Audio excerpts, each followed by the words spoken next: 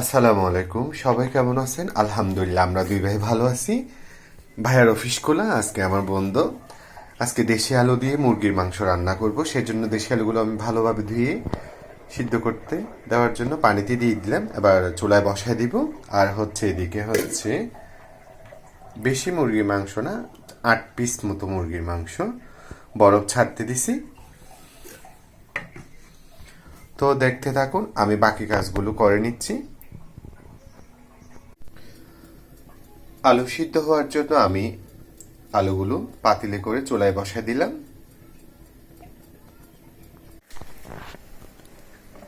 এদিকে মুরগির মাংসগুলো আমি একটু সয়াবিন তেল, লবণ, হলুদের গুঁড়া, মরিচের গুঁড়া আর একটু লেবু রস দিয়ে কিছুক্ষণ ম্যারিনেট করে রাখছি।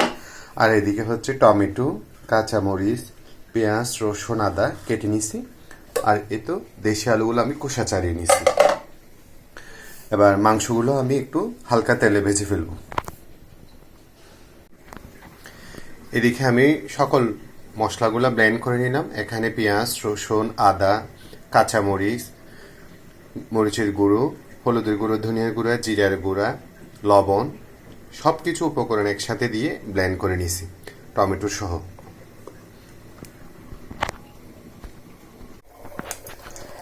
এদিকে আমি কড়াইতে তেল দিয়ে দিছি ম্যারিনেট করা রাখা মাংসগুলো ভেজে নেওয়ার জন্য। এবার একে একে আমি মুরগির মাংস সবগুলো দিয়ে দিব। মাংসগুলো দিয়ে দিলাম, এক পাশ হয়ে যাক, তারপর অপর পাশে আমি উল্টিয়ে দিব।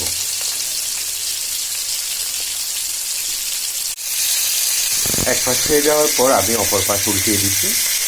একদম লাল ফ্রাই করে ফেলবো না, হালকা ভাজবো শুধু।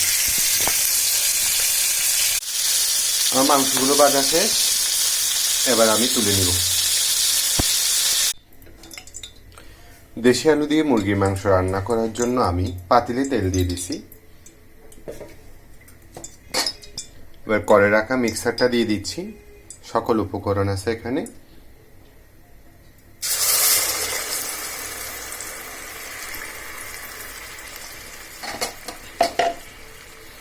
আর এদিকে আমি 2 টুকরা তেজপাতা, লবঙ্গ, দারচিনি আর গোলমরিচ দিয়ে দেশি আলুগুলো একসাথে দিয়ে দিচ্ছি।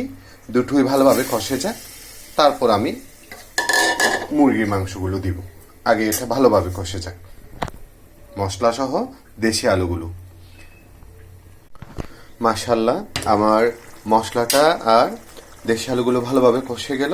আবার একটু করে ঝুল দিব, তারপর আরও কষাবো, তারপর মুরগির মাংসগুলো দিব।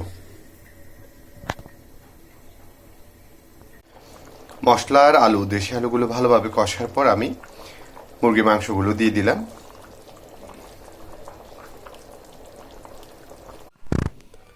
তো আমার আজকে রান্না একদম রেডি। এই যে একটু ঝুল রাখছি, কারণ আগামীকালকে অফিসে নিতে হবে দুপুরে খাবারে। দেশি আলু দিয়ে মুরগির মাংস আর আমরা দুই ভাইয়ের পছন্দের সাদা ভাত। তো আজকের মতো এতটুকু। সবাই সবার জন্য দোয়া করবেন। আসসালামু আলাইকুম।